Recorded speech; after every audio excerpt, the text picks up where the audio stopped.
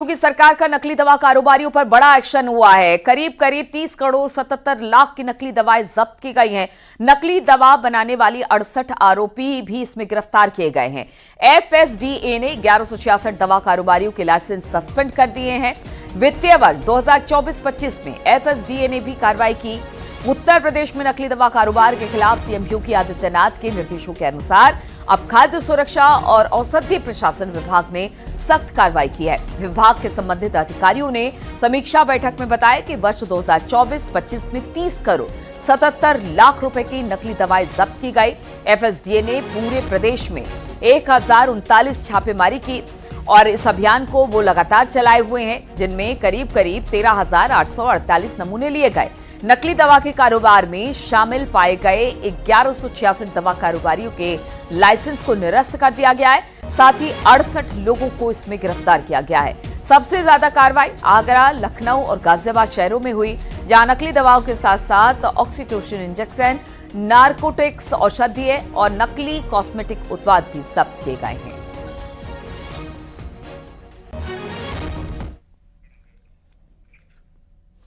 और योगी सरकार का बड़ा फैसला सामने आया है। डेयरी के लिए मिलेगी 5 करोड़ की सब्सिडी। डेयरी की स्थापना में 35% की सब्सिडी दी जाएगी। दुग्ध उत्पादन को प्रोत्साहन देने के लिए और इस नीति को बढ़ावा देने के लिए जो नीति 2022 में संशोधित की गई, डेयरी प्लांट के आधुनिकीकरण के लिए मिलेगी सब्सिडी। तो बड़ी खबर, जिस तरह से डेयरी उद्योग है वो और फले फूले, वो और आगे बढ़े, इसको लेकर बड़ा फैसला योगी सरकार ने किया है। डेयरी के लिए अब 5 करोड़ की सब्सिडी दी जाएगी।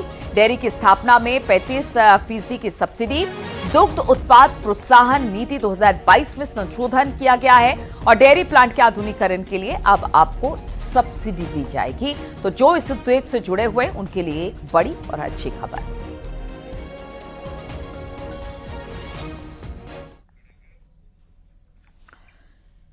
सीएम योगी की अध्यक्षता में हुई कैबिनेट की बैठक में 10 बड़े फैसले पर मुहर लगी है। ऑपरेशन सिंदूर की शानदार सफलता पर भारतीय सेना को बधाई दी गई और फिर साथ ही साथ सीड पार्क से लेकर दुग्ध नीति तक विकास की नई इबारत लिखी गई। देखिए जरा ये रिपोर्ट।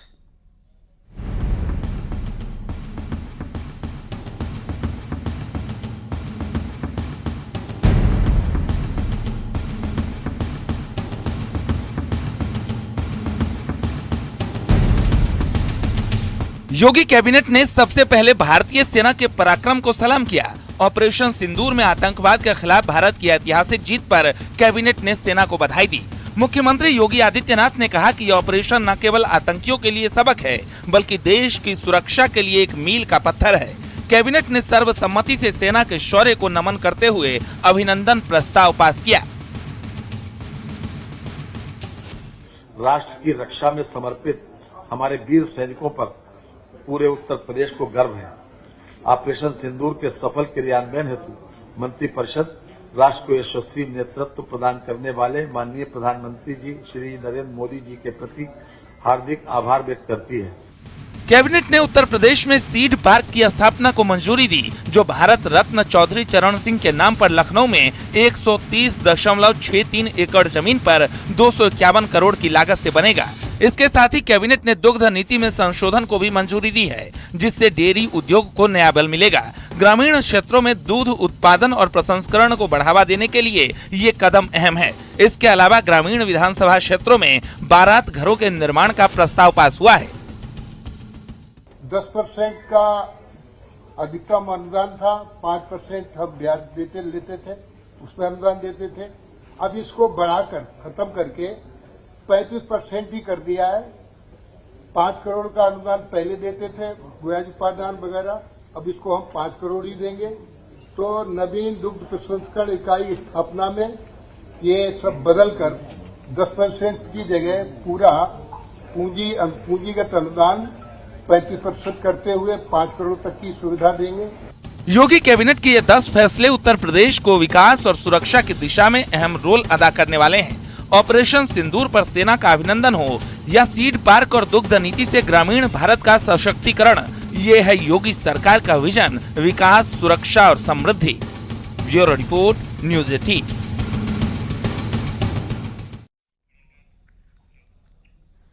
और उत्तर प्रदेश में मिलावटखोरों के खिलाफ योगी सरकार सख्त है। सरकार किसी भी सूरत में इसे बर्दाश्त नहीं करने की बात कर रही है, लेकिन इस फैसले ने सियासी तूफान को खड़ा कर दिया। एसपी अध्यक्ष अखिलेश यादव इस पर तंज कस रहे हैं और बीजेपी को आईना दिखाने की बात कह रहे हैं। बीजेपी ने भी इस पर करारा पलटवार किया। देखिए जरा ये रिपोर्ट।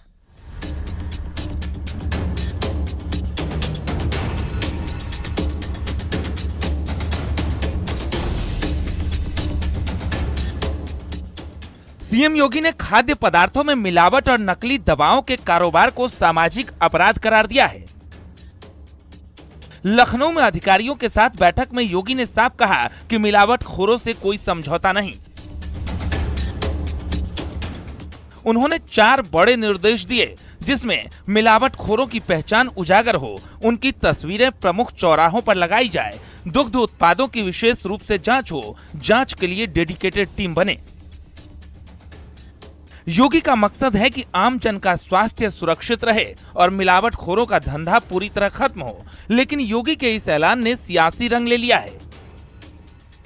समाजवादी पार्टी अध्यक्ष अखिलेश यादव ने सोशल मीडिया साइट एक्स पर तंज कसा और लिखा कि बीजेपी वाले मिलावटखोरों के लिए पोस्टर नहीं, आईना लगाएं तो मिलावटखोर सामने दिख जाएंगे।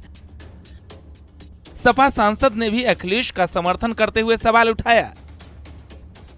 आज 7 सालों से मिलावट करा रहे हैं और आज उनको मिलावट की याद आ रही है।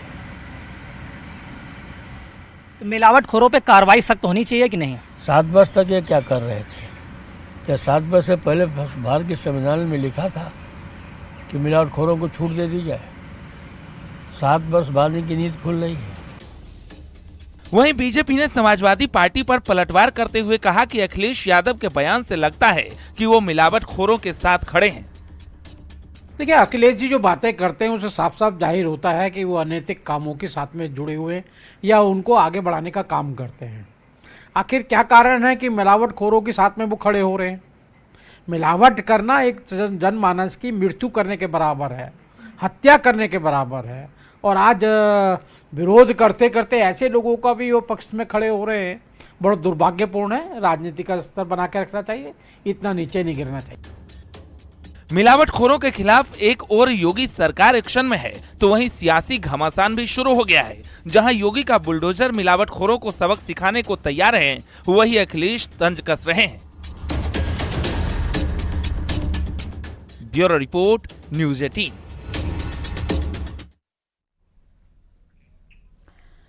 मथुरा की जेल में कैदियों का शारीरिक रूप से उन्हें फिट रखने और उनकी प्रतिभा को निखारने के लिए क्रिकेट लीग कराए गए, जिसमें कैदियों ने अपना खूब हुनर दिखाया। देखिए जरा ये रिपोर्ट।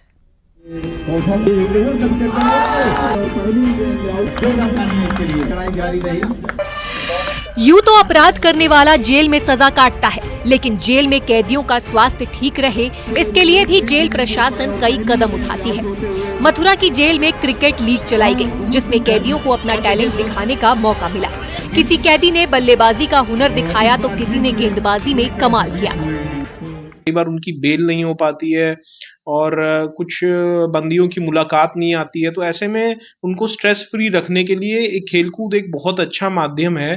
तो खेलकूद के जरिए वो अपनी जितनी प्रॉब्लम्स है उनको भूल के एकजुट होकर खेलकूद में हिस्सा लेते हैं, तो कहीं ना कहीं वो स्ट्रेस को ओवरकम कर पाते हैं। और एक स्पोर्ट्स एक ऐसा माध्यम है जिससे हम लोग भाईचारे को भी प्रमोट करते हैं। जैसे खेल भावना से जब हम खेल को खेलते हैं तो कहीं ना कहीं यूनिटी जो है हमारे बंदियों में देखने को मिलती है। तो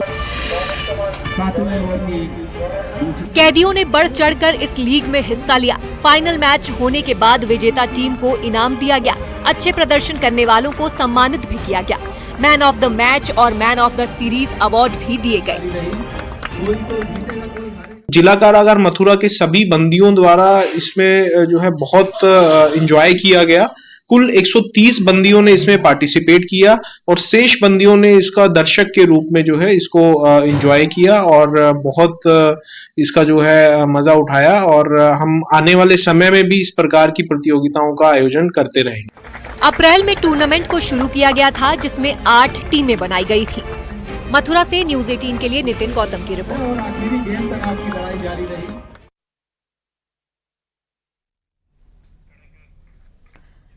इटावा के मानिकपुर गांव में ओवरलोड के चलते ट्रांसफार्मर में आग लग गई और देखते ही देखते आग ने विकराल रूप धारण कर लिया। राहगीरों ने बिजली विभाग और दमकल विभाग को घटना की सूचना दी। मौके पर पहुंचे दमकल विभाग के कर्मियों ने कड़ी मशक्कत के बाद आग पर काबू पाया। हालांकि इस दौरान इलाके में काफी देर तक बिजली गुल रही। ये तस्वीरें हम आपको दिखा रहे हैं, किस तरह से आप देखिए ओवरलोड की वजह से गर्मियों में अक्सर इस तरह से ट्रांसफार्मर में आग लग जाती है। हालांकि जो स्थानीय लोग थे उन्होंने दमकल विभाग को बुलाया और फिर बड़ी मशक्कत के बाद आग पर काबू पाया जा सका।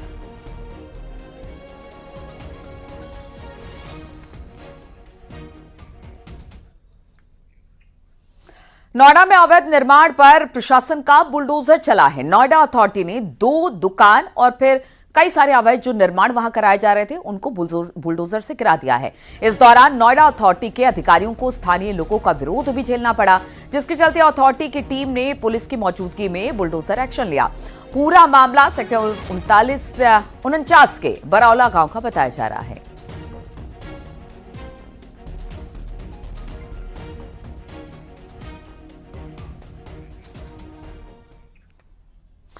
और पहाड़ों पर बारिश के मौसम में सफर करना कितना खतरनाक हो सकता है। ताइवान से एक घटना सामने आई जहां पर पहाड़ से हाईवे पर बड़े बड़े पत्थर और बोल्डर गिरने लगे और एक कार इसकी चपेट में आ गया।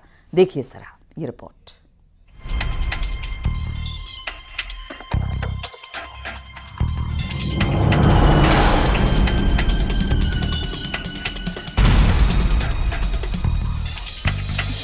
पहाड़ से बरसी आफत, बाल बाल बचा शक।